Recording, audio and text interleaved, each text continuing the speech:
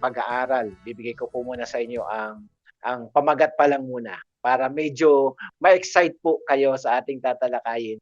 Ang pamagat po nito ay results of new life. Ayan. Ano nga ba yung resulta nito sa ating buhay? Tayong mga binago ng Diyos, meron bang resulta? Of course, syempre, dapat meron. At yan po yung ating pag-aaralan ngayong hapong ito. At sa ganun din, binabati natin ang mga nagdiriwang ng kaarawan ngayon. Birthday ngayon ng aking isang kaibigan. Hindi ko lang alam kung siya ay nakamonitor. Hindi ko alam kung siya ay nanonood. Yun. Okay, next week po ay makukumpleto na po ng ating mga yun, meron po kaming mga candidate po dito for baptism. Hopefully next week po ay ito po ay mai-ano na po namin, yung ating first baptism dito po sa Naik, Cavite. Meron po kaming ilan, Pastora? Mga nasa 8, yun, mga 8 po yun. Halos pareho lang po, mga kabataan at saka mga mga lola o mga young adults. Kasi gusto na din sila nilang magpa-baptize ang ating yung ating mga senior. Ayaw din nilang tawagin sila'y senior. Gusto nilang ang tawag din sa kanila ay kababata. Of course, good afternoon din po. Good afternoon, blessed afternoon po kay Pastora Tess Bacus ng Indang, Cavite. Yan. At ganoon din po, good afternoon po kay Ate Sally Montehermoso. Ayan. At ganoon din po.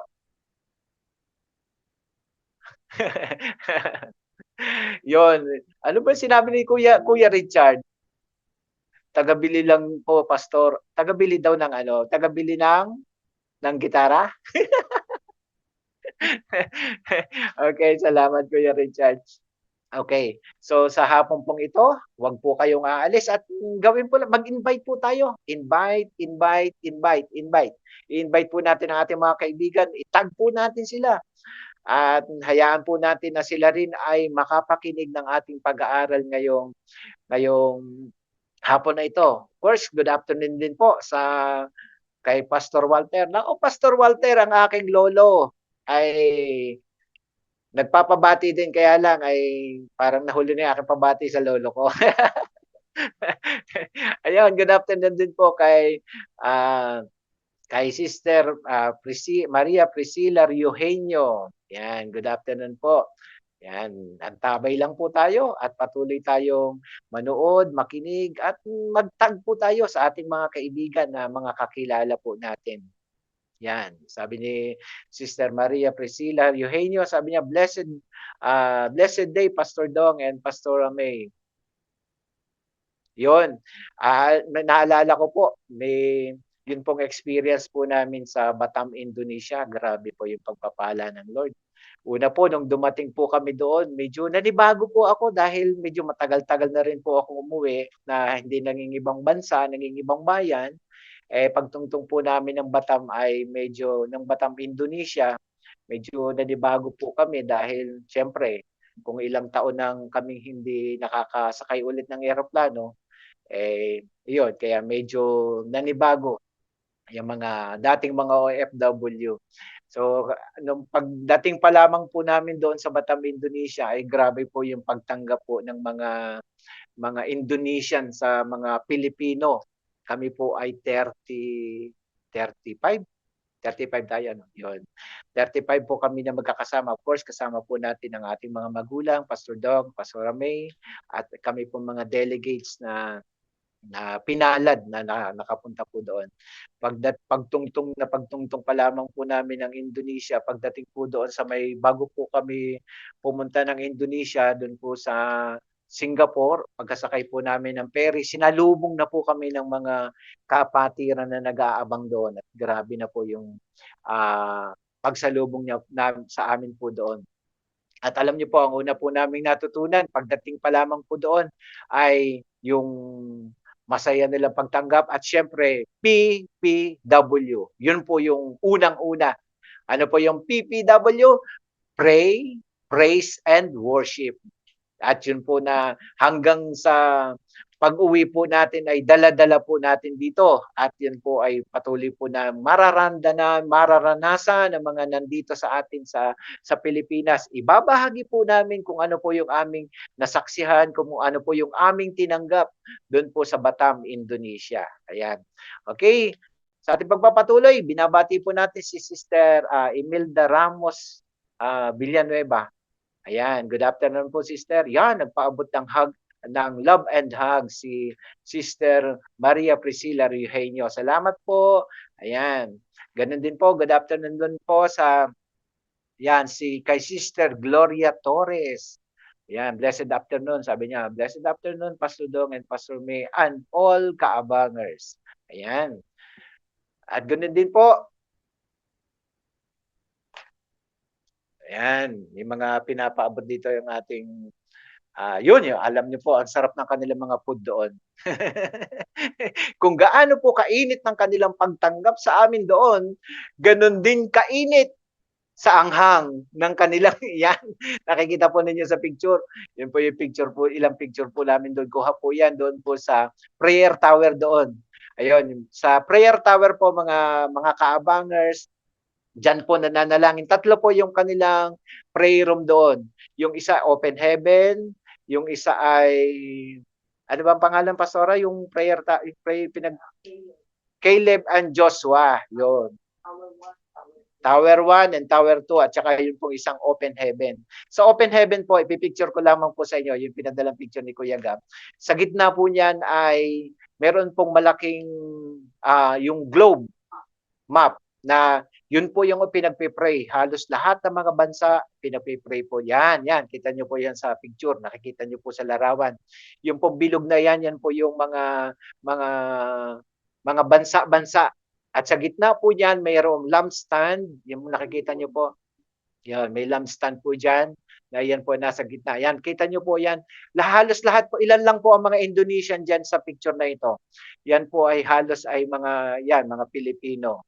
Ilan lang po, yung mga host lang po ang mga nandyan ng mga Indonesian. Yan. At alam nyo po, yan po ay continuous, 24 hours, face-to-face na nananalangin. Yan, kita nyo po ay nakaluhod.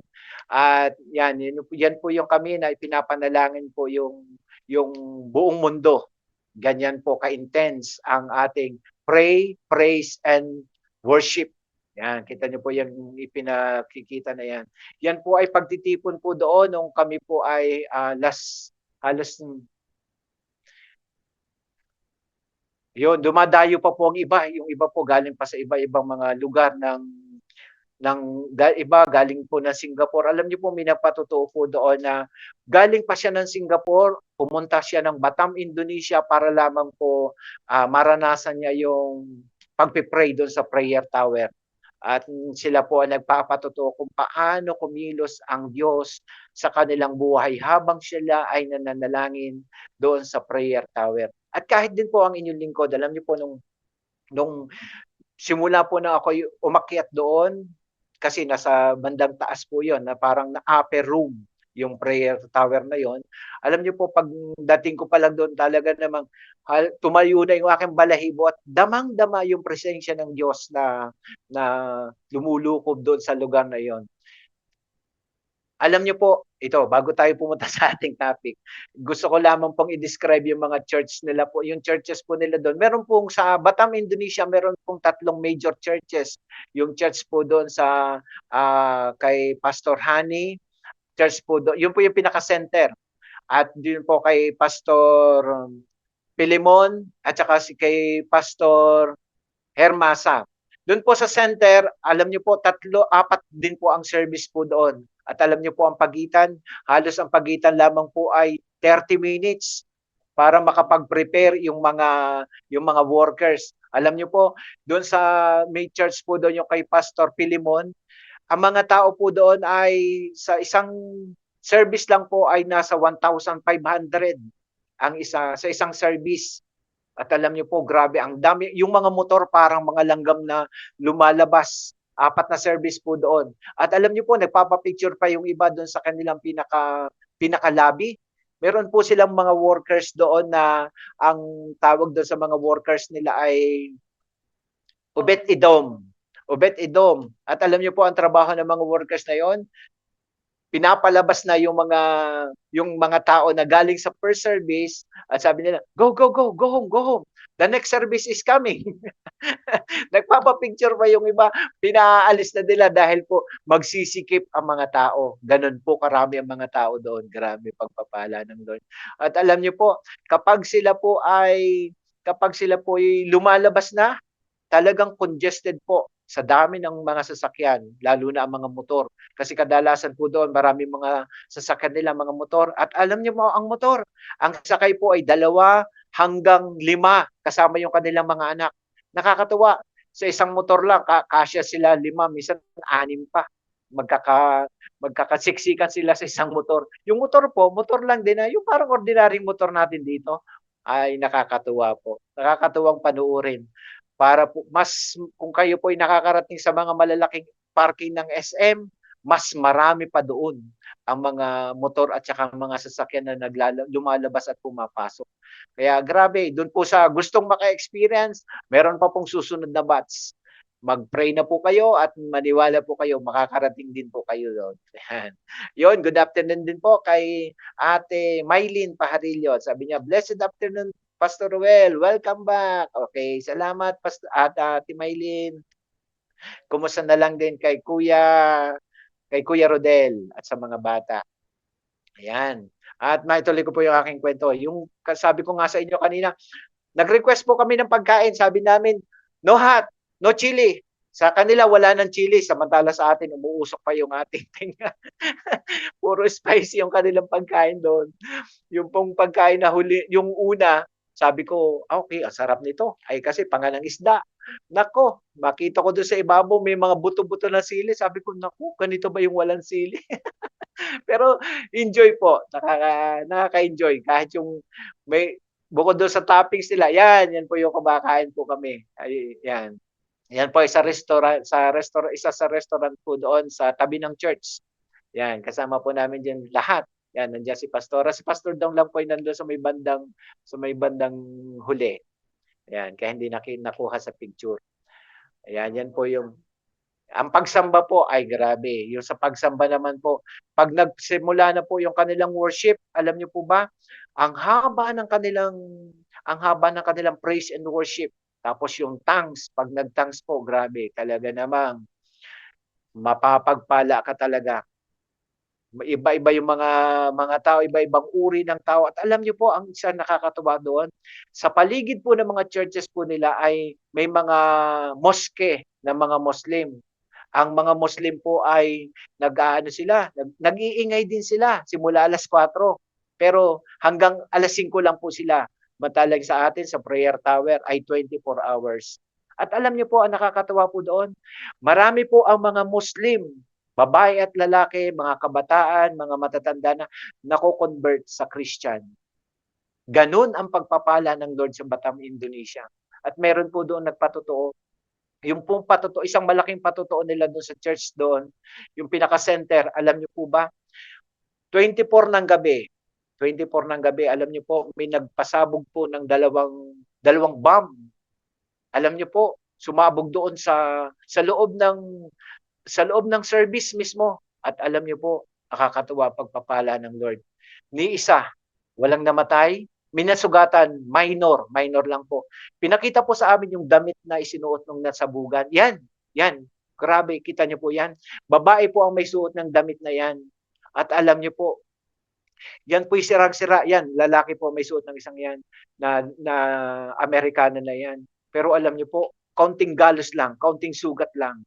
Nangyari po ang pagsabog niya ng 24 ng gabi. Yung pong nagse-celebrate po sila ng bago mag-Christmas. At yan po ang nila, yung celebration nila. Alam niyo po, ine-expect ng mga tao na wala nang a-attend. Alam niyo po, pagdating ng December 25, lalong bumuhos ang napakaraming tao. Lalong bumuhos. Grabe, nakakaiyak yung kanilang patotoo doon. At alam niyo po, ang isa pa sa pinakamatinding patotoo, pagkatapos po habang nagsiservice po noong 25 na yon, may nakita pa pong isang bomba sa ilalim ng upuan na nakalagay sa bag. Tumitimbang daw po ng mahigit 10 kilo. 10 kilo yung bag, laman ng bag. So nagulat yung nakakita, sabi niya, "Ano ba 'to? Ano 'tong nasa bag na ito?" Alam niyo po, nagulat siya nung makita niya na yung laman ng bag ay bomba. At alam niyo po, tik, tik yung timer niya nag-stuck, hindi tumutuloy. At alam niyo po ang sabi daw ng mga pulis, kung sumabog ang bomba na yon, yung buong building kayang mag-collapse at walang matitirang mga buhay na tao. Grabe po ang pagpapala ng Lord. Kaya nung ipinapatotoo, grabe, nakakaiyak, nakakaiyak. Ang akala ng mga tao ay wala nang dadalo, pero instead na walang dumalo, lalong bumuhos ang napakaraming tao. At doon po nagpasimula na lumago ng lumago ng lumago ng lumago at hanggang ngayon lumalago ang mga gawain ng Diyos doon sa Batam, Indonesia. Ang pinakaugat po ng lahat, pray, praise, and worship. Alam niyo po pagka, ito na, last na lang, nakaka-excite magkwento eh. Pag meron po sila mga meeting, alam niyo po, ang meeting po nila doon ay 15 minutes, 15 minutes. Ang praise and worship, 1 oras. Ganun katindi. Pray, praise and worship. At yan po ay kaugnay po dito sa ating pag-aaralan ngayong gabi ito. Yan po yung matinding resulta. Matinding resulta. Okay. Okay, bago po tayo magpatuloy, good afternoon po kay Sister, Sister Minnie Estrada. Okay, you're watching. Okay, salamat po. Okay, si Sister Gloria Torres, good afternoon po. Ganun din po kay Sister Norma Cades. Yun, blessed good afternoon po, sabi niya sa mga kaabangers. At syempre, ganun din po kay Sister Lechi Bakiran. Ayan, hello ka-DLS, kaabangers. Yun, good afternoon po sa lahat. Okay, sa ngayon, sa hapong ito, ang pag-aaralan po natin ay patuloy na po tayo. Ayan. Yun, good afternoon din po kay Manuela Gonzales. Ayan, good afternoon po. At sabi niya dito, blessed afternoon, Pastora, Pastor May, Pastor Dom, at sa lahat ng mga kaabangers. God bless us all. Okay, salamat po. Okay, tayo po muna ay sa mandaling manalangin at tayo po ay dumako sa salita ng Diyos na ating pag-aaralan ngayong hapong ito. Hallelujah. Purihin ka, Panginoon. Purihin ka, O Diyos. Ama naming banal at makapangyarihan, kami po ay nagpapasalamat sa hapong ito. Salamat, Panginoon, sa buhay. Salamat, Panginoon, sa hangin na aming nalalanghap. Salamat po sa pagsama ng inyong Santong Espiritu. Father God, sa aming pong pag-aaral, ang dalangin po namin ay turuan niyo po, Panginoon, ang bawat isa sa amin. Lalo tigit ang iyong lingkod, Panginoon. Gamitin niyo lamang po ako, Panginoon, na daluyan, vessel, Panginoon, ng iyong mga salita. Dalangin ko po, Diyos, na pagkalooban ako ng karunungan na nagmumula sa inyo, O God. Mapagpala, Panginoon, ang lahat ng makikinig, kahit ito, Panginoon, ay nasa FB Live, alam po namin, Panginoon, na kayo po ay mangungusap sa bawat isa sa amin. Ang iyong mga salita, Panginoon, ay patuloy na maihayag. Patuloy, Panginoon, na mapagpala, Panginoon, ang lahat ng makikinig nito, O God. Bigyan niyo po, Panginoon, ng buhay, ang magandang resulta ng bagong buhay na inilaan para sa amin. Father God, sa inyo po ang papuri, pasasalamat at pagluwalhati. In Jesus' name, amen and amen. Okay, praise God. Okay, ganun din po. Okay, bago tayo magpatuloy, ang dami mga nagchat-chat. Good afternoon po dyan sa Cebu. Ayan, si Pastor Priscil. Ayan, kasama po namin dyan. Sabi niya, hello po, Pastor Roel Lopez. Kumusta po? Okay, mabuti naman po. Ayan, mabuti, Pastor Priscil. Ayan. Marami ding kwento ito si Pastor Priscil. Pagka napakinggan niyo po ang kwento nito, alam niyo po, nakakatuwa dahil nag-share din po siya. Katulad po ng inyong lingkod, nag-share po ako, ay, kala ko mauubusan ako ng English. May natira pa pong 2. Okay. Result of new life. Okay.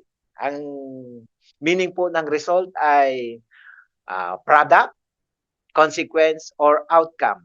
Sa ibang salin po ng Tagalog ay resulta or bunga o yung puwede po din nating tawaging wakas or kalalabasan. Ito pong resulta na ito ay dapat ito po yung nakikita sa ating mga mananampalataya na binago ng Diyos. Alam niyo po sa isang sa isang pagawaan, for example, ang pagawaan po ay, yung production o gumagawa ng iba-ibang mga sa iba-ibang mga produkto. Ang mga production manager po, ang hinahanap niyan ay kung ano yung outcome, kung ano yung resulta, kung ano yung natapos. So parang gano'n din po itong pinag-aaralan po natin ngayong hapon na ito. Resulta sa sa pinakamababaw na pagtatagalog or bunga. Alam niyo po, dito po sa aklat po ng Matthew chapter 25 verses 1 to 10, meron po dito do'n po sa parable po nung 10 virgins, meron pong sinabi ng salita ng Diyos na merong babae, merong dalaga na sila'y sasalubong doon sa lalaking ikakasal. At ang sinabi ng Bible ay yung 5 ay sa 10 ito, ang 5 ay matalino at ang 5 naman ay hangal. Bakit po tinawag na matalino? Yung matalino, 5 po na matalino dahil alam nila na pupuwedeng ma-delay ang pagdating ng lalaking ikakasal, dahil sa kanilang katalinuhan nagbaon sila ng langis. At ito namang 5 hangal ay hindi sila nagbaon dahil naantala ang pagdating ng lalaking ikakasal dahil sila po sasalubong po sila. Alam niyo po ang naging outcome? Alam niyo po ang naging resulta? Yung 5 matalino, nakasama silang pumasok doon sa bahay kasalan at nakasalubong po sila doon sa lalaking ikakasal. Yung 5 naman, nagkaroon ng masamang resulta sa kanila, hindi sila nakasama doon sa kasalan. Kaya yun, bad result. Meron po tayong dalawang uli ng resulta. Yun nga po, yung bad result at yung good result. Ano po? Ang sabi po ng salita ng Diyos, kapag tayo po ay pumasok po tayo doon sa unahin po natin itong good result. Okay. Sabi po dito, yung bunga bunga. Makikilala ninyo sila sa kanilang mga gawa. Mapipitas ba ang ubas sa puno ng dawag o ang igo sa matinik na halaman? Mabuti ang bunga ng mabuting puno, subalit masama ang bunga ng masamang puno. Hindi maaaring mamunga ng masama ang mabuting puno at hindi maaaring mamunga ng mabuti ang masamang puno. So dito po makikita po natin yung bunga doon sa mabuting puno. At ang sabi po dito, ang bad result at yung good result. Ang good result po, ito po mga minamahal, ito yung makikilala mo sa kanila ang kanilang mga gawa. So sa gawa po ito makikita. Katulad nga po na sinabi ko sa inyo kanina, sa isang pagawaan, ito talagang hinahanap ng production manager yung resulta ng kanilang ginawa. Kasi ako po nagtrabaho po ako dati sa isang company. Nagtrabaho po ako sa isang company ng biscuits, English biscuits. At alam niyo po, kapag ikaw ay nagtrabaho doon, sa buong yung 8 oras, ang hahanapin sa iyo ay yung magandang resulta ng iyong trabaho, ng iyong ginawa. At kapag nag-check, kapag nag-rounds na yung production manager, titingnan kung yung sa loob ng pasok mo ng 8 oras, kung nandoon yung maganda mong ginawa at yung resulta ng iyong ginawa. Nagtrabaho din po kami sa lugar po ng mga incheck. At grabe po ang mga incheck kapag sila po ay sa kanila ka nagtrabaho, susulitin ka talaga. Ang hinahanap lang nila, hindi tinitingnan doon yung ikaw ay mabilis magtrabaho o ang trabaho mo ay kailangan tapusin mong ganito.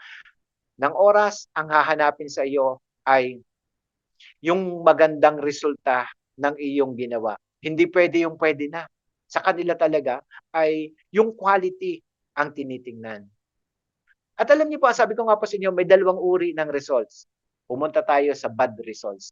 Sa aklat po ng Deuteronomy, chapter 28, sa verses 15 up to the following, meron po doon na nasusulat na kapag ang isang tao ay hindi sumunod sa salita ng Diyos, sa ipinagagawa ng Diyos, siya'y pumapasok doon sa bad results. At ang tawag po natin diyan ay curse. Naka-curse po. Ang sabi po doon sa Deuteronomy chapter 28 verse 15, sinusumpa ang lungsod, ang bukirin, ang imbaka ng kanilang aning butil, ganun din po yung kanilang mga alagang hayop, kokonti lang ang magiging anak. Yung kanilang mga anak, magiging konti rin. At mahina ang ani ng kanilang bukirin. Yung kanilang mga gawain hindi nagpa-prosper. At ang kayamanan nila ay hindi napapapunta sa kanila. Bakit po? Kasi sila ay merong bad results. At ang sabi naman po doon sa kung atin pong babasahin yung aklat po ng Deuteronomy chapter 28, yung po simula po sa verse 1, dito naman po natatala yung mga magandang resulta kapag tayo po ay sumusunod sa ipinagagawa sa atin. At ganoon din po sa aklat po ng aklat po ng Juan. Ito po yung ating text ngayon. Ang sabi po rito, ang mabuting bunga o ang resulta. In John chapter 5 verse 24, at dito po iikot yung ating pag-aaral ngayong hapong ito. Pakatandaan ninyo, ang nakikinig sa aking salita at sumasampalataya sa nagsugo sa akin ay may buhay na walang hanggan. Hindi na siya hahatulan, kundi nakatawid na siya sa buhay mula sa kamatayan. Praise God. Napakaganda. Napakagandang sulat na ito. Ang nagsasalita po dito ay walang iba kung hindi ang Christ Jesus. At ipinapakita po sa atin kung ano ang nagiging magandang resulta o nakikita sa atin ang magandang bunga kapag tayo po ay tumanggap na sa Panginoong Hesus.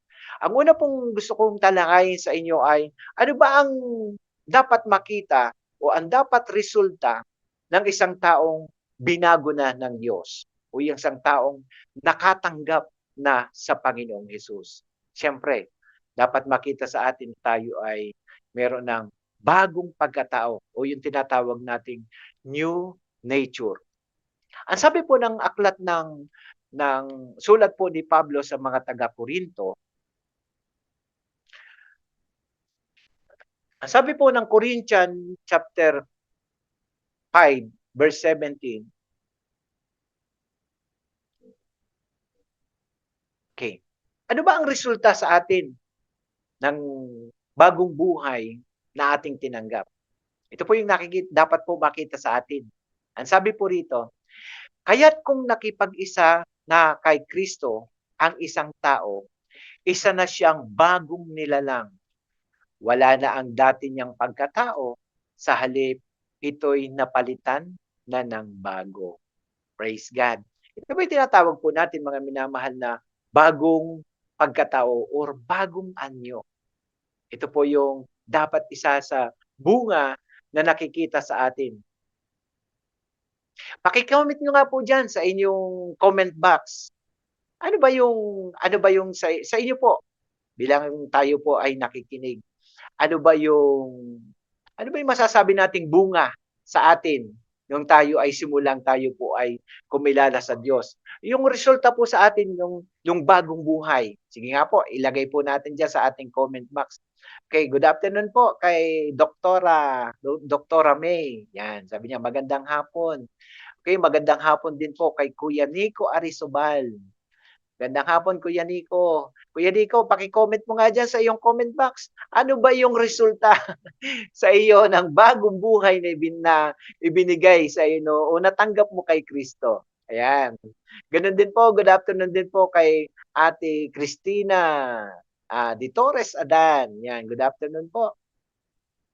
Ayan, ganun din po kay Kuya Dexter Mendoza. Good afternoon. Good afternoon din po kay Nanay Shoni Yan. Yun, praise the Lord. Ang sabi ni Kuya Dexter, naging mahinahon. Wow, praise the Lord. Naging mahinahon na daw. Ayun, good afternoon po kay Sister Manuela Gonzales. Okay. Kay Sister Marisa Nunez, good afternoon po, Pastor Ruel. Yan, good afternoon po. Ayan, sige po, isulat niyo po diyan katulad po ng sinulat po ni Kuya Dexter, naging mahinahon. Praise the Lord. Yun ay isa pa lamang po 'yan sa bunga na dapat talaga nakikita sa atin bilang isang binago ng Diyos. Ano pa po, ang sabi po ng aklat po ng sulat po sa mga taga-Roma, sa makatuwid tayo'y namatay na at nalibing na nalibing na kasama niya sa pamamagitan ng bautismo upang kung paanong binuhay muli si Kristo sa pamamagitan ng dakilang kapangyarihan ng Ama, tayo rin ay nagkaroon ng panibagong buhay. Yes, praise God. Tayo po'y binigyan ng Diyos ng panibagong buhay. Tama nga po na yun, ang sabi po dito, sige po, continue lang po tayo. Sulat po natin diyan sa ating comment box. Sige po, para po mas lalong mas gumanda yung ating talakayan ngayong hapong ito. Mag-participate po tayo sa ginagawa po ng Diyos sa atin sa hapong ito. Alam niyo po ba, nakakatuwa po kapag sa mga katulad po namin mga nagsasalita dito sa ere na may nababasa po ng mga ganyan. Bakit po? Kasi lalo po kaming ginaganahan eh. Lalo po kaming ginaganahan na magsalita, lalo kaming ginaganahan na mangaral ng salita ng Diyos. Yan, sabi ni Ate Salve Seruela, naging kontento at maunawain kami sa isa't isa. Wow, praise the Lord. Naging kontento at naging maunawain sa isa't isa. Hallelujah. Praise God. Si Kuya Samuel, kontentong-kontento na rin yan. Ayan. Good afternoon din po kay Ate Angie. Hello, Ate Angie. Salamat po. Okay. Amen. Sabi ni Doktora, binago na ang dating ugali. Wow, praise the Lord. Hallelujah. Yan, salamat po. Binago na ang dating ugali. Ayan. Okay, ano pa po? Ang sinasabi po dito na resulta na dapat nakikita po sa atin dahil tayo binigyan na ng panibagong new nature o bagong buhay. Ang sabi po ng Romans chapter 12 verse 2, ang sabi po rito, huwag kayong makiayon sa takbo ng mundong ito. Sa halip, hayaan ninyong baguhin ng Diyos ang inyong pag-iisip upang maunawaan ninyo ang kanyang kalooban. Sa gayon, magagawa ninyo kung ano ang mabuti, kalugod-lugod at ganap na kalooban ng Diyos. Hallelujah, praise God. Napakaganda po nitong ating pinag-aaralan ngayon. Ngayon, ito po ay pwede masasalamin po natin bilang tayo yung mga mananampalataya. Kung ito ba mga pinag-aaralan natin ito yung mga bunga, makikita na natin ang resulta sa ating buhay. Kasi ang sabi po dito sa ating binasa ay tayo'y meron ng binagong pag-iisip. Yung ating mga iniisip ngayon ay katulad pa rin ng dati o talagang binago na ng Diyos. Kasi ito po yung sabi ng aklat po ng Roma eh. Binabago ng Diyos ang ating mga pag-iisip. Ayan. Okay, basahin natin ang comment ni Sister Maria Priscilla Eugenio.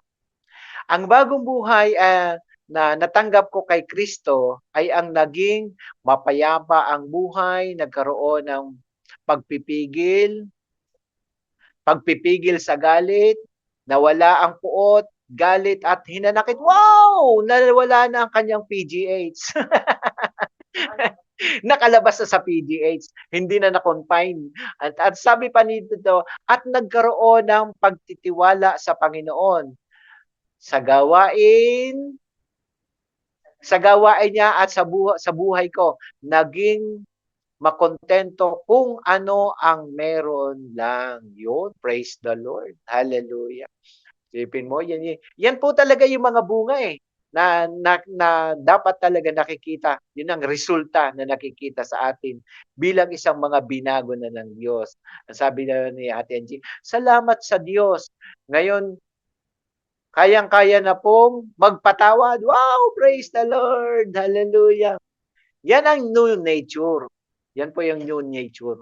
Yan talaga eh. Kasi kahit naman po ang inyong lingkod, alam niyo po, kahit sabihin na po natin na kami po'y nangangaral na, alam niyo po, sa lumang buhay ko talaga, ano din po ako eh.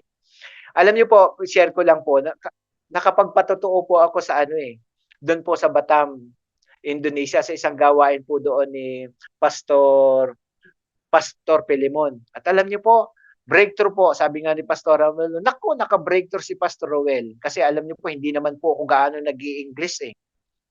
Hindi po ako nag-i-English, pero yung pong patotoo ay English. At hindi pa po yun. Meron po akong interpreter na ang interpreter po ay Indonesian. Ini-interpret niya sa bahasa yung aking sinasabing English. Ay grabe po.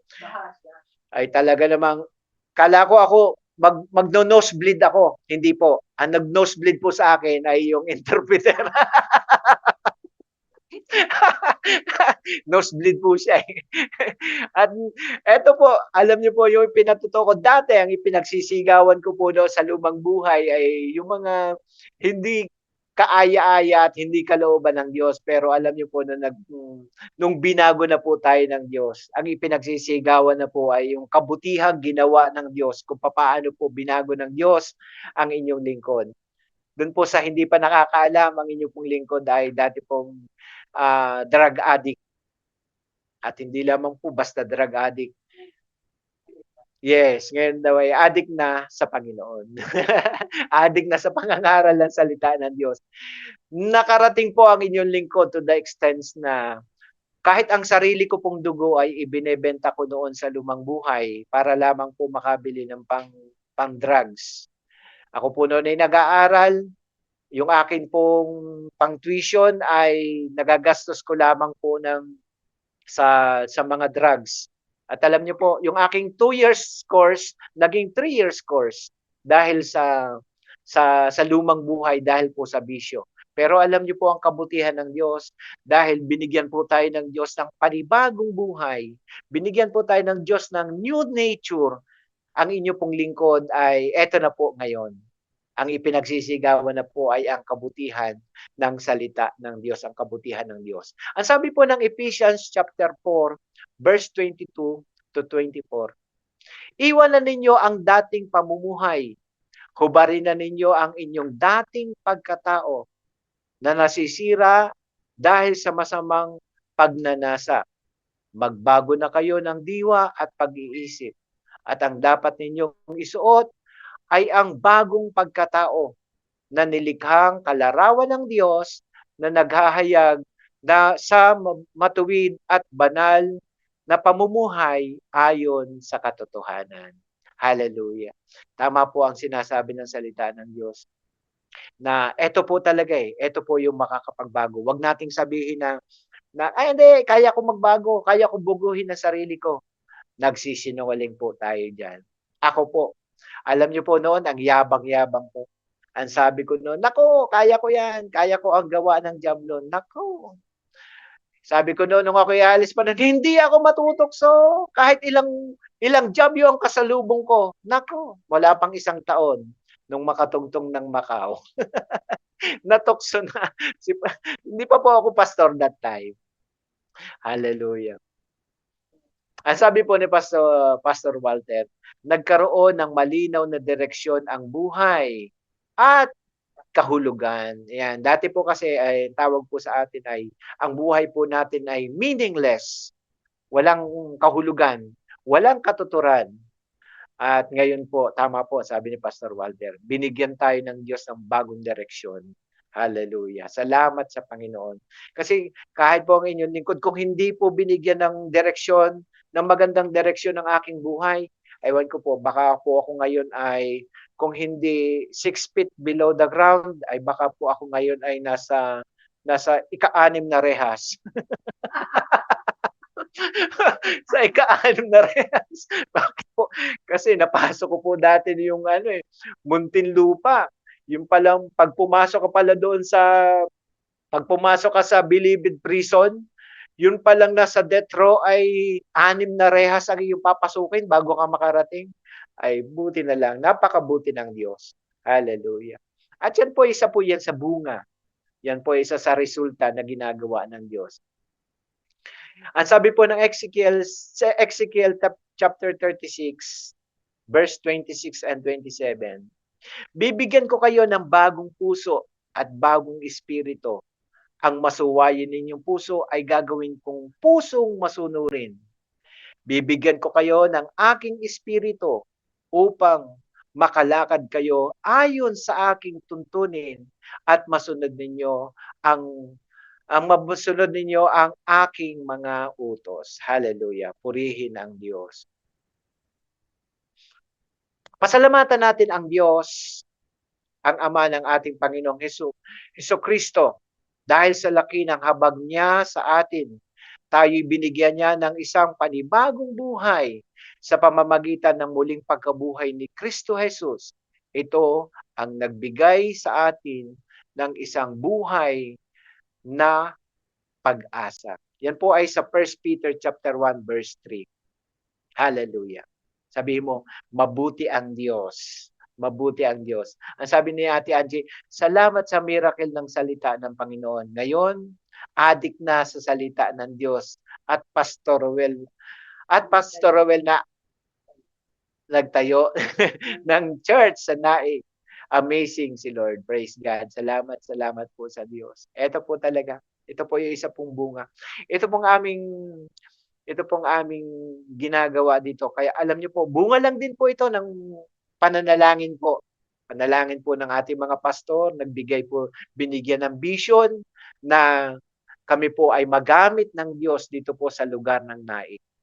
At alam niyo po, yun nga po sa aming pagpapasimula dito, grabe po. Ito po talagang masasabi na ito po ay bunga talaga. Bunga po ito ng ginagawa ng Diyos sa buhay ng inyong mga lingkod. Okay, sabi po niya, yon. Salamat din po kay good afternoon kay Ate Natanya. Good afternoon, anak. Ganun din ba, sabi po ni Sister Maria Priscilla Eugenio, salamat sa Panginoon at ako ay natagpuan niya at nabago ang buhay ko sa pamamagitan ng habag at tulong niya. Mabuti ang Panginoon. Praise the Lord. Ito po yan. Ang kabutihan po ng Diyos ay hindi nagbabago sa ating buhay. Basta ang mahalaga po, tayo po'y magpatuloy, makita po sa atin ang bunga. Pangalawa pong hakbang na kailangan po ay nagbubunga sa atin, yung pong tinatawag po nating Christ righteousness. Ano ba itong Christ righteousness na ito? Ang sabi po ng aklat po ng Isaiah, chapter 61, verse 10, buong puso akong nagagalak kay Yahweh dahil sa Diyos ako'y nagpupuri sapagkat sinuotan niya ako ng damit ng kaligtasan at balabal ng katwiran. Gaya ng lalaking ikakasal na ang palamuti sa ulo'y magagandang bulaklak. Gaya ng babaeng ikakasal na ang nakasuot ng mga alahas. Oh, hallelujah. Oh, precious talaga ito. Precious. Ito pong Christ righteousness na ito na tinatawag po natin ay ito po yung Christ righteousness is not earned. Ibinigay through divine exchange. Kapag sinabi po nating divine exchange, ito po yung Christ took our sin, become our sin, in exchange, we receive righteousness. Ibig sabihin po ng exchange, ang divine exchange po ay inako niya. Inako niya. Yung sa halip na tayo ang ipapako sa krus, inako niya. Kumbaga, halimbawa, sa buhay ni Ruel, ako nagkasala. Pero, merong isang Kristo na merong matinding habag. Ang sinabi niya, wag niyong paparusahan si Ruel. Sa halip na si Ruel ang paparusahan nyo, ako na lang. Ganon katindi ang pagmamahal ng Diyos. Sipin mo, inako niya. Kung hindi inako ng Diyos, kung hindi inako ng Panginoong Jesus, ang kasalanan ni Ruel, walang Pastor Ruel ngayon. Walang Pastor Ruel na nangangaral ng salita ng Diyos. At dahil, ang sabi po dito, divine exchange, ipinagpalit niya. Instead na si Ruel ang nandoon sa sa paanan ng krus at siyang ipapako, nag-exchange. Ang pumalit, ang Panginoong Jesus. Kasi ang sabi niya doon sa kanyang mga salita, binihisan niya tayo. Kapag sinabi po nating binihisan, ay hindi po ini-erase yung ating kasalanan. Ang ibig sabihin po, hindi pinupunasan. Ano pong ginawa ng Diyos? Pinalitan. Hinubad niya yung ating maruming damit at ang ipinalit ay ang dinamitan tayo ng Diyos ng kaligtasan. At ang sabi pa po doon, tayo'y binalabalan ng katwiran ng Diyos. Dati po wala tayong katwiran eh. Si Jesus po ang ating katwiran.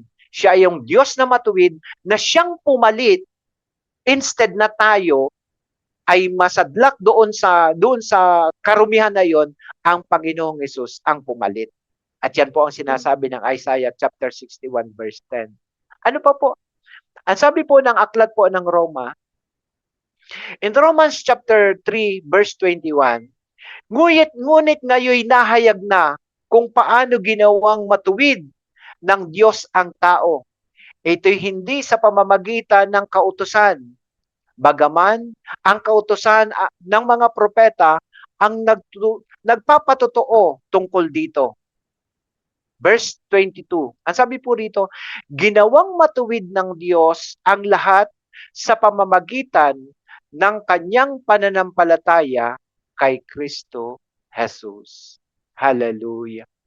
Dahil po sa ating pananampalataya, ang alok po ng salita ng Diyos ay sino mang mananampalataya, sino mang sasampalataya sa Kristo Jesus na ito ay ipagkakaloob ng Diyos ang righteousness na hinihingi po natin. Hindi po yung righteousness po sa ating sarili ha. Ito po ay Christ's righteousness. At ang nakakagawa lamang po nito, walang iba kung hindi ang Panginoong Jesus. At sabi po ng 1 Corinthians chapter 1 verse 30, sa Kanya nagmula ang buhay na taglay ninyo dahil sa pakikipag-isa ninyo kay Kristo Jesus sa Kanyang ginawa. Sa Kanyang ginawa. At ganoon din po ang sabi ng 2 Corinthians chapter 5 verse 21. Hindi nagkasala si Kristo, ngunit alang-alang sa atin, siya itunuring na makasalanan upang sa pakikipag-isa natin sa Kanya ay maging matuwid tayo sa harapan ng Diyos. Hallelujah. Hallelujah. Purihin ang Diyos. Ang sabi po ni Ate Angie, tunay ngang mabuti ang Diyos. Dati kaming magkakapatid ay kanya-kanya. Ngayon po, binubuo niya ang aming pamilya dahil may lingkod ng Diyos na ginamit ang Panginoon sa pamilya namin. Kaya wag mawala ng pag-asa ang kanyang kayang i-turn around ng Diyos ang dilim, papalitan niya ng liwanag. Sorry po, medyo nagdidikit-dikit yung sulat eh. Maliit. Hallelujah. Salamat Ate Angie. Salamat talaga sa Diyos. Alam niyo po mga minamahal, ito po yung time na talagang tayo po ay magseryoso po tayo sa ginagawa po ng Diyos. Huwag tayo, kasi dati po din po, napakayabang po ng inyong lingkod. Dati po, napakayabang talaga. Alam niyo po, nung dumating po yung righteousness ng God sa buhay po ng inyong lingkod. Dati po talaga ako'y takot na takot, hiyang-hiya po ako magsalita. Totoo pala yun eh, kapagka ang isa po palang tao ay may takot pa, ibig sabihin ay hindi pa po totally binago ng Diyos ang ating mga buhay. Pero nung dumating na po ang time na yung righteousness ng God, yung righteousness ng Panginoong Hesus ang dumating po sa buhay ng inyong lingkod. Doon ko po naranasan na yung takot ko po sa aking sarili, takot ko po noon na maghayag ng salita ng Diyos, takot kong tumayo. Doon na po nagmanifest yung pagkilos ng Diyos, yung salita ng Diyos na yung pong ipinapangaral. Doon po nagkaroon, binigyan ng Diyos ng buhay sa buhay ng inyong lingkod. Kaya tama ang salita ng Diyos. Tama ang salita ng Diyos na ating napapakinggan. Good afternoon din po kay Ate Loida. Yan, good afternoon po. Good afternoon din po kay Sister Estelita Labore. Yan, nandiyan sa Parañaque. Good afternoon po. Sige po, patuloy po tayong makinig ng kanyang mga salita. So dalawa na po ang ating natalakay na bunga ng bunga ng bagong buhay na ibinigay ng Diyos sa atin. Una po, babalikan natin. Ano nga yung una? Ang una niya ay new nature. Pangalawa po, Christ righteousness. At ang pangatlo po, mga minamahal, ang pangatlo po, place into God's family. Tayo po ay inilalagay ng Diyos sa panibagong pamilya. Ano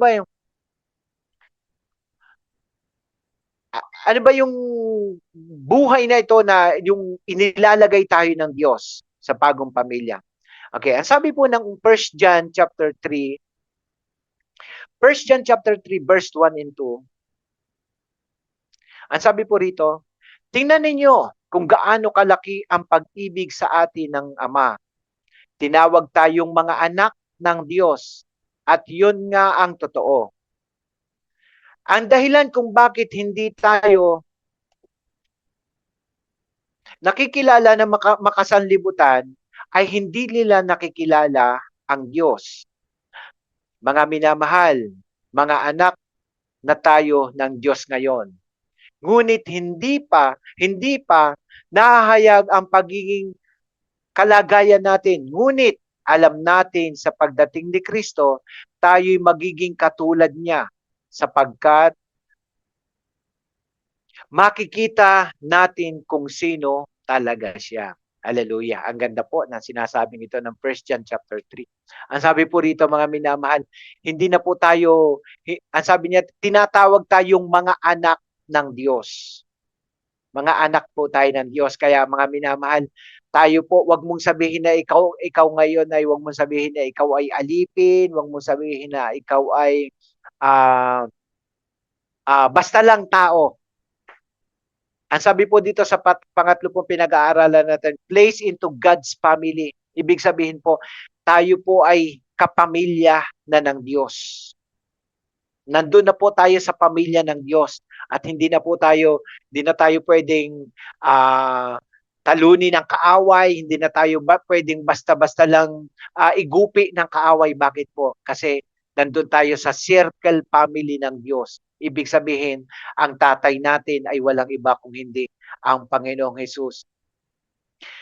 Kaya wag po nating maliitin ang tingin po natin sa ating sarili. Bakit po? Kasi lagi nating sinasabi yung pagka ang isang tao ay para bang nagpapaawa. Sinasabi, isang maliit lang naman, isang hamak lang ako na tao. Hindi po totoo yan. Tayo po'y kabilang po sa pamilya ng Diyos. Kapamilya po tayo ng Diyos. At ang sabi po ng John chapter 1 verse 12, subalit ang lahat ng tumanggap at sumampalataya sa Kanya ay binigyan niya ng kapangyarihang maging anak ng Diyos. Alam ko naman po na lahat tayo na nandito ay tumanggap na sa Panginoon. Kaya wag mo sabihin na ikaw ay isang alipin. Hindi na po. Inalis na po tayo ng Diyos diyan sa ating pagiging alipin. Kasi malinaw po ang sabi ng aklat po ng John chapter 1 verse 12. Subalit ang lahat ng tumanggap at sumampalataya sa Kanya ay ibinigyan ng karapatang maging anak ng Diyos. Tanong ko po sa inyo, kayo po na nakikinig ngayon, tumanggap ka na ba kay Kristo? Tumanggap ka na ba sa Panginoon? Sumampalataya ka na ba sa Kanya? Yes. Yes ang sagot. So, ibig sabihin, tayo po ay kabilang na po tayo sa anak ng Diyos. Ang sabi ng kanyang mga salita, ibinigay sa atin ang karapatang maging anak ng Diyos. Kaya simula sa hapong ito, sasabihin mo, ako'y anak ng Diyos. Anak ako ng Diyos. Hindi kailangang mag, mag, magpaawa. Kasi anak ka ng Diyos eh.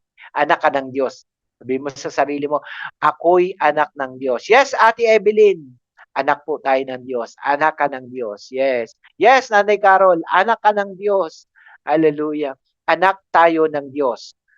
At alam niyo po ang isang anak, lahat po ng ari-arian ng Ama, lahat ng ari-arian ng Ama ay napapunta at ibinibigay sa anak. Bakit po? Yan po yung isang karapatan na ibinigay ng Diyos sa atin. Bawat isang mananampalataya, binigyan po ng karapatang yan. Ang sabi na Ate Mabing, ako ay anak ng Diyos. Yes, praise the Lord. Yes, good afternoon, Ate Kasing. Amen, good afternoon. Sabi mo, ako'y anak ng Diyos. Yes, hallelujah.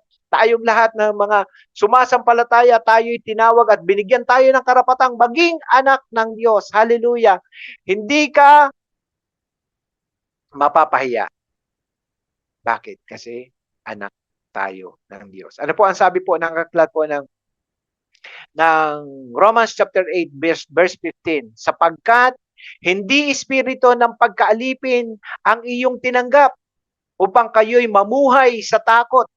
Sa halip, ang iyong tinanggap ay ang espiritu ng pagkupkup upang kayo'y maging anak ng Diyos. Kaya tayo'y tinawag sa Kanya, sa makakatawag sa Kanya ng Ama, Ama ko. Praise the Lord. Hallelujah. Hallelujah. We are more than conquerors. Yes, salamat Pastor Romalo. We are more than conquerors. Yan po ang totoo. Kaya walang anak ng Diyos na talunan. Lahat tayo'y mananagumpay. Hallelujah. Hallelujah. Salamat sa Diyos. Hallelujah. Salamat, salamat. Alam niyo po, kahit ikaw ay dumaraan sa mga pagsubok, lagi mong isisigaw, ikaw, espiritu ng panghihina, hindi mo na ako kayang panghinain dahil ako ay may espiritu ng Diyos. May espiritu ako ng katotohanan. Espiritu ng Diyos na nagbibigay ng kalakasan. Hindi na ako malulungkot. Hindi na ako matatakot dahil I am more than conqueror because my Jesus Christ is the conquering God. Yes, praise the Lord. Jesus Christ is our conqueror. Hallelujah. Pinagtagumpay tayo ng Diyos. Kahit ikaw, dumaraan ka sa matinding pagsubok. Hallelujah. Sabi mo sa pagsubok na yan, wala kang kapangyarihan sa akin dahil ang aking Ama ay mananagumpay. Ang sabi ni Pastor Mabing, rebuke mo agad yan dahil yan, sabi niya, yan, sabi niya, talunan na ang kaaway. Yes, totoo po yan. Kapag ikaw ay dumaraan sa mga pagsubok, panghihina, i-rebuke mo kaagad yan. Tama, sinabi ng lingkod ng Diyos from Iligan. Walang kapangyarihan ng panghihina. Walang kapangyarihan ng takot. Walang kapangyarihan ang problema. Dahil meron akong Diyos na pinagtagumpayan ang lahat ng bagay na yan. Ang sabi po rito ng aklat ng Romans chapter 8 verse 16, ang espiritu ng pagpapatotoo, ang nagpapatotoo, kasama ang ating espiritu na tayo'y mga anak ng Diyos. Yan, tandaan po natin ang verses na yan. Tandaan po natin yan, mga minamahal. Ang sabi po rito, may katagumpayan sa piling ng Panginoon. Yes, amen. Hallelujah. Yes, we are victorious. Hallelujah. Salamat, Pastor Ramabig, Pastor Ruben. Wala kang kapangyarihan sa akin kahit na maraming pagsubok pa yan. Walang kapangyarihan ng takot at problema. Yes! Praise the Lord! Hallelujah! Totoo po yan. Totoo yan. God is good. Yes, sabi ni Ate Kasing. Hallelujah. Ano po ang sabi ng Romans chapter 8? Sabi po ng 17. 8:17. Yamang mga anak, tayo'y mga tagapagmana ng Diyos. Yan, kita niyo po, tagapagmana tayo ng Diyos. At kasamang tagapagmana ni Kristo, sapagkat kung tayo'y kasama niya sa pagtitiis, tayo'y kasama rin niya sa kanyang kaluwalhatian. Hallelujah. Praise the Lord. Hallelujah. Ano po ang 17:24 ng Book of John? Ama, sila'y ibinigay mo sa akin, ay nais kong makasama sa kinaroroonan ko upang mapagmasdan nila ang kaluwalhatiang ibinigay mo sa akin, sapagkat minahal mo na ako bago pa nilikha ang daigdig. Hallelujah. Purihin ang Diyos. Purihin ang Diyos. Ang sabi po ng aklat po ng Galatians chapter 3 verse 26. Dahil sa iyong pakikipag-isa kay Kristo Jesus, kayong lahat ay mga anak ng Diyos sa pamamagitan ng pananampalataya. Hallelujah. Mga anak ng Diyos, lagi tayong sumigaw. Ang ating Diyos ay Diyos ng tagumpay. Hallelujah. Praise the Lord. Hallelujah. Kaya kahit ikaw ay nalulungkot, nako, sabihin mo, ikaw kalungkutan. Wala ka lang kapangyarihan dahil ako ngayon ay pinasaya ng aking Diyos na pinaglilingkuran. Hallelujah. Purihin ang Diyos. Purihin ang Diyos. Christ's righteousness. Ito po yung isa sa resulta. Wala na ngayong mga mananampalataya na iiyak-iyak sa problema. No, hindi na. Kaya ka na lang umiiyak ngayon dahil ikaw ay nagpupuri sa Diyos. Dahil ikaw ay nagpapasalamat sa Diyos. Dahil ikaw ay nagdiriwang na mayroong Kristo na sa iyo ay nagbigay ng righteousness. Hallelujah. Yung kaluwalhatian ng Diyos ay mapapasa atin kung tayo po'y magpapatuloy, patuloy, mga minamahal, magpatuloy tayo. Dahil yan po ang gusto ng Diyos, makita sa atin ang resulta. Alam niyo po, ang isa po sa matinding pag-rebuke sa kaaway, alam niyo po kung ano? Yung ikaw ay masaya at nagpupuri sa Panginoon. Bakit po? Kasi kapag nakikita ng kaaway na ikaw ay nagpupuri sa kagalakan, hindi kanya aatakihin, hindi kanya naalipinin. Bakit? Sasabihin ng kaaway sa'yo, nako, wala akong mapapala sa isang taong ito. Ang isang tao ito ay may shield ng Christ Jesus. Hallelujah. Purihin ang Diyos, purihin ang Diyos. Kaya mga minamahal, lagi mong i-declare sa iyong buhay, siya ang Diyos ng ating katagumpayan. Hallelujah. Hallelujah. Purihin ang Diyos. Alam niyo po, ako sa lumang buhay po ni Pastor Roel. Hindi pa ako pastor noon. Alam niyo po, takot po akong humarap sa maraming mga tao. Totoo po 'yan. Ako po ang tawag po sa amin sa Batangas, ako daw po ay isang duwin. 'Yun, duwin. Hindi po duwende ha, duwin ang tawag po sa amin. 'Yun pong laging nagtatago lang, laging nasa isang sulok, laging nasa tabi lang. Introvert ang tawag ng pastora. 'Yun. Isa pong introvert. At alam niyo po, ang nagbigay po sa akin ng tapang ay nung maranasan ko po itong presensya ng Diyos, nung ako po totally tumanggap sa Panginoon. Doon po ako dinevelop ng Diyos.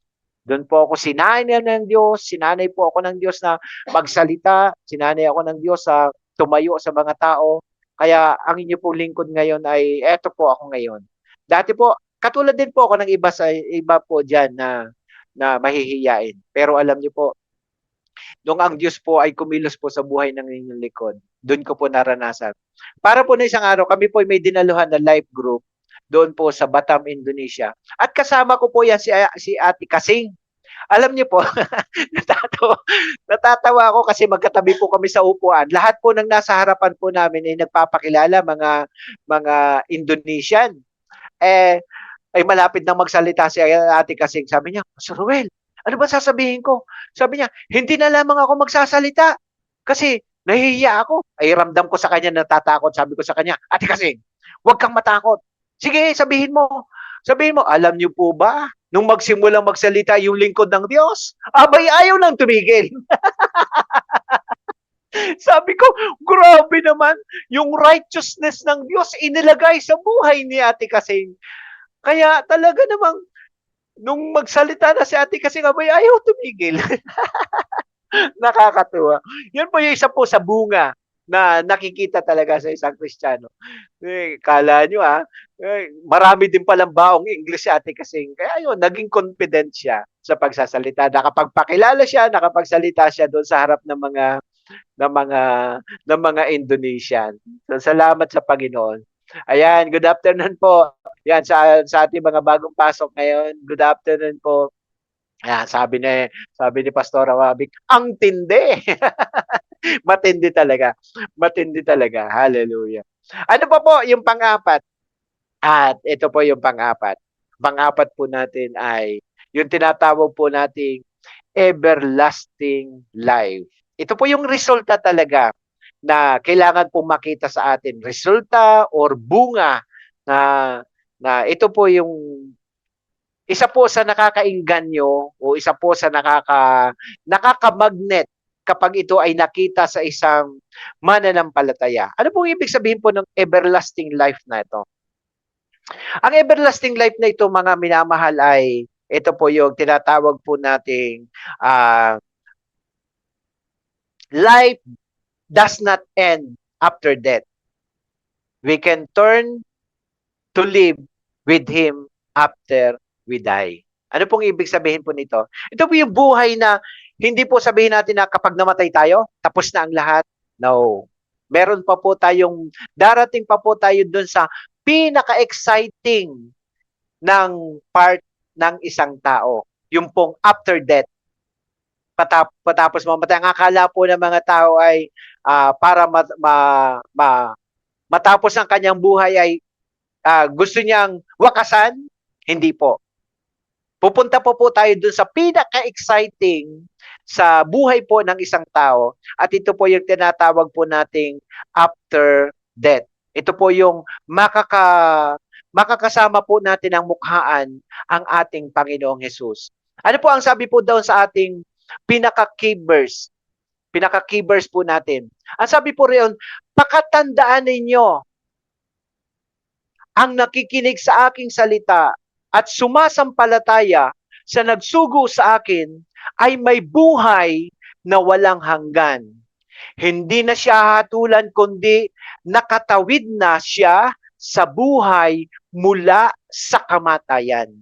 Ito po yung tinatawag po nating pinaka-exciting. Yung simula sa patay na binigyan ng buhay. Kung dati po tayo ay yung bang buhay natin na walang sabihin natin, walang kwenta, walang kakwenta-kwenta, walang kabuhay-buhay, eto po, from death to life. Ito po yung everlasting life na ipinangako ng Diyos na ginaganap sa isang taong patuloy na nananalig at nananampalataya sa Kanya. Bakit po? Kasi ang sabi ng Kanyang mga salita, hindi na siya hahatulan kundi nakatawid na siya sa buhay. Ang ibig sabihin po nito ay yung buhay na ipinagkaloob sa atin ng Diyos ay ginawang lagusan. Ano po yung lagusan? Ang ibig sabihin po ng lagusan, meron kang tatawirin. At yun po yung kamatayan. At kapag natawid po natin yun po yung tinatawag po nating everlasting life. Kaya hindi po matatapos ang buhay natin diyan sa yung bang nagtatamasa tayo ng mga bagay na ating tinatamasa ngayon, yan po ay patikim pa lamang sa atin. At pakamithiin po natin ay yung tinatawag po nating everlasting life. Ano po ang sabi ng John chapter 10 verse 28? Binibigyan ko sila ng buhay na walang hanggan. Kailanmay hindi sila mapapahamak at hindi sila maaagaw sa akin ninuman. Hallelujah. Wala daw makakaagaw sa atin. Yung ibinibigay ng Diyos na buhay, yung buhay na walang hanggan, ang sabi niya dito, kailan may hindi mapapahamak. Hallelujah. Talagang ito yung everlasting life na sinasabi sa atin. Ano po ang sabi ng chapter 17 verse 3? At ito ang buhay na walang hanggang, ang makikilala sa kanila na iisang tunay na Diyos at si Kristo Jesus na iyong isinugo. Oh, hallelujah. Hallelujah. Ito po yung mga benefits po, mga minamahal. Benefits ng new life na ibinibigay, na inilalagay ng Diyos sa atin bilang tayo ay namumungang Kristiyano. Ano po yon? Yung kasaganaan, tayo po ay magiging tagapagmana. Sabihin mo, tagapagmana ako. Hallelujah. Sipin mo, ano po yung mamanahin natin? Ang sabi po rito ng Romans chapter 8 verse 16. Ang Espiritu ang nagpapatotoo kasama ang ating Espiritu na tayo'y mga anak ng Diyos. Verse 17. At yamang mga anak tayo'y mga tagapagmana ng Diyos at kasamang tagapagmana ni Kristo, sapagkat kung tayo'y kasama niya sa pagtitiis, tayo'y makakasama niya sa kanyang kaluwalhatian. Hallelujah. Praise the Lord. Ito po mga minamahal, ito po yung buhay na ipinagkaloob sa atin ng Diyos.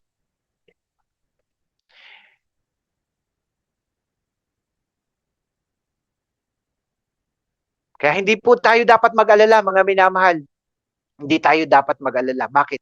Kasi yung everlasting life na pinangako ng Diyos, patuloy itong ginaganap ng Diyos sa ating buhay. Ang sabi po ng John chapter 14, verse 13, at anumang hingi ninyo sa pangalan ko, ay gagawin ko upang maluwalhati ang Ama sa pamamagitan ng anak. Oh, hallelujah. Purihin ang Diyos. Purihin ang Diyos.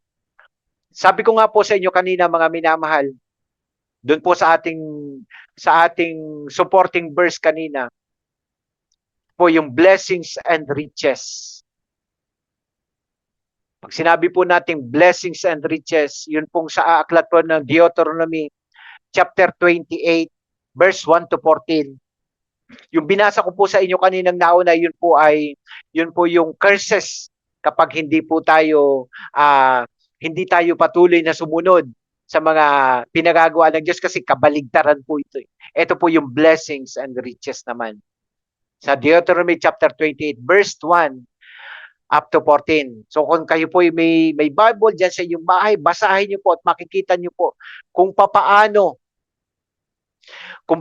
gumagalaw, kung paano kumikilos ang Diyos sa buhay po natin, tayo mga tumatawag ng Ama sa ating Panginoon. Tayo po'y patuloy na sumampalataya. Tayo po'y patuloy na dumalangin sa Kanya. Kilalanin natin siya bilang Ama, bilang isang tunay na Diyos. Ang sabi po ng aklat po ng John chapter 14 verse 2, sa bahay ng aking Ama ay maraming salid.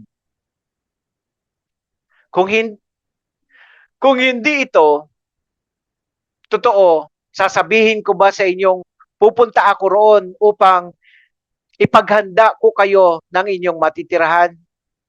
Verse 3.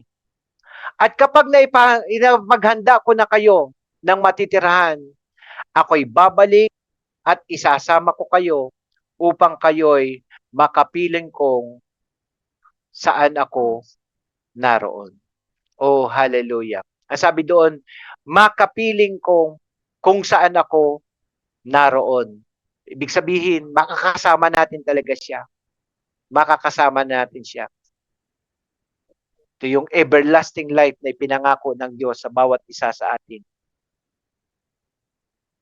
Ang minamahal, atin po pinag-aralan ngayon, 4. Babalikan ko po. Una po, ito po yung resulta na dapat po nakikita sa atin bilang isang mananampalataya. Ito yung bunga. Una, yung new nature. Pangalawa po yung Christ righteousness. And then, place into God's family. At ang pang-apat po, everlasting life. Patuloy po ang alok sa atin ng ating Panginoong Hesus na tayo patuloy na manalig manampalataya sa Kanya. Katulad ng sinabi niya sa Kanyang salita, balikan po natin. Doon po sa aklat po ng John chapter 5, yung ating pong pinaka-key verse. Ang sabi po rito, John chapter 5 verse 24. Okay. Okay, nawala.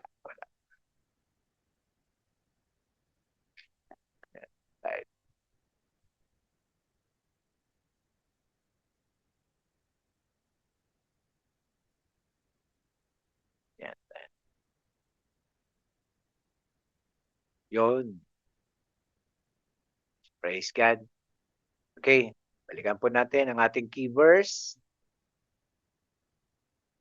Yun. Sabi po rito, pakatandaan ninyo, ang nakikinig sa aking salita at sumasampalataya sa nagsugo sa akin ay may buhay na walang hanggan. Hindi na siya hatulan kundi nakatawid na siya sa buhay mula sa kamatayan. Hallelujah. Purihin ang Diyos. Purihin ang Panginoon. Mga minamahal,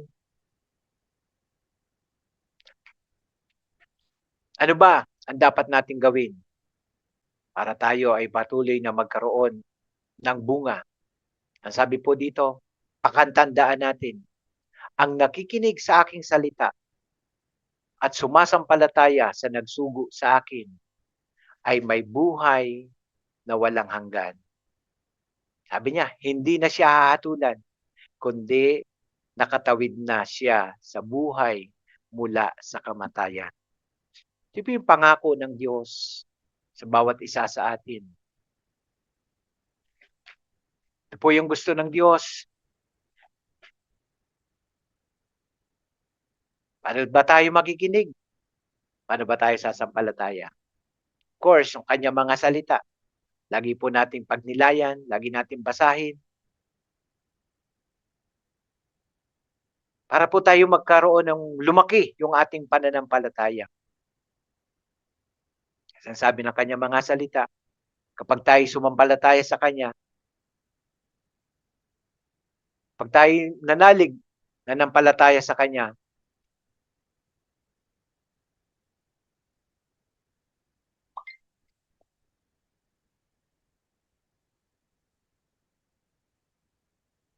sabi ng kanyang mga salita, kaya't ang pananampalataya ay bunga ng pakikinig at pakikinig.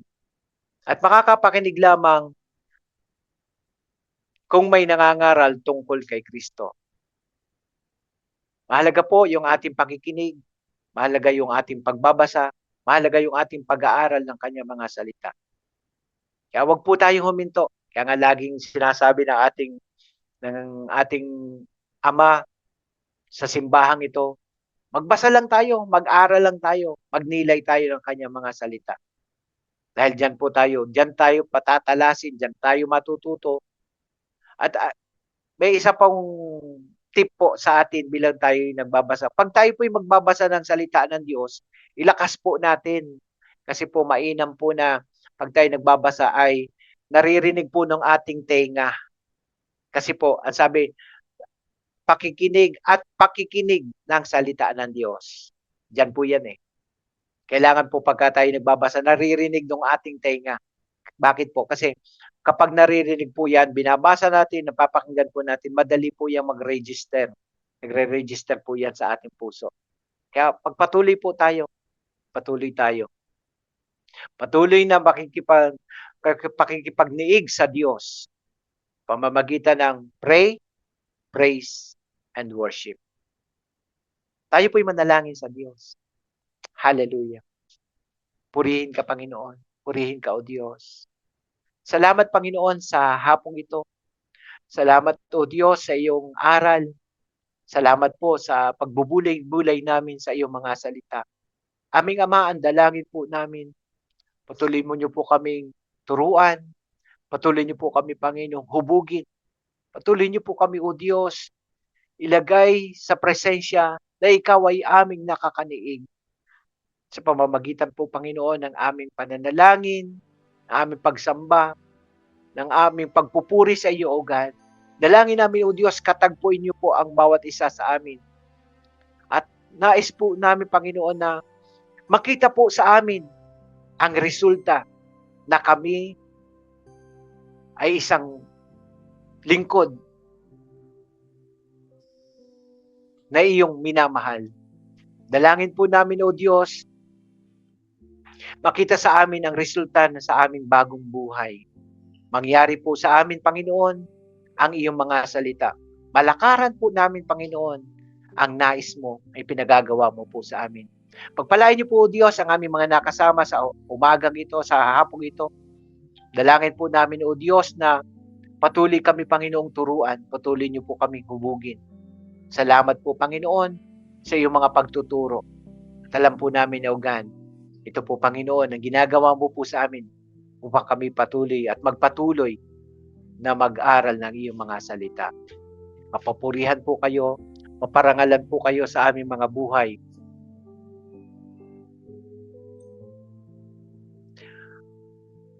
Makita po, Panginoon namin, makita po kaming tapat habang kami naghihintay sa iyong pagbabalik. At makita, Panginoon, sa amin ang bunga at resulta ng iyong ginagawa sa bawat isa sa amin. Salamat, Panginoon, sa katubusan sa bawat isa. Salamat, O God. Salamat po sa hapong ito at naniniwala kami, Panginoon. Pinagpala mo ang bawat isa sa pangalan ni Jesus. Amen and amen. Praise God. Magandang hapon po sa ating lahat. Magandang hapon po sa lahat ng mga nakasama natin. Muli, hanggang sa susunod po na pag-aaral natin. Abangan po natin ang marami po pong nating mga topic at ito po mga series po na ating mga pag-aaral ay tungkol po sa new life, sa mga buhay na binago ng Diyos. At ating po mga kapatid, makakasama po natin sa mga susunod po nating mga pag-aaral. Makakasama po natin sina Pastor Walter at iba po nating mga guests dito po sa DLS. Again, magandang hapon po. Good afternoon to everyone. At naway ang pagpapala po ng Diyos ay patuloy po nating maranasan. Salamat po. God bless us all. Bye-bye.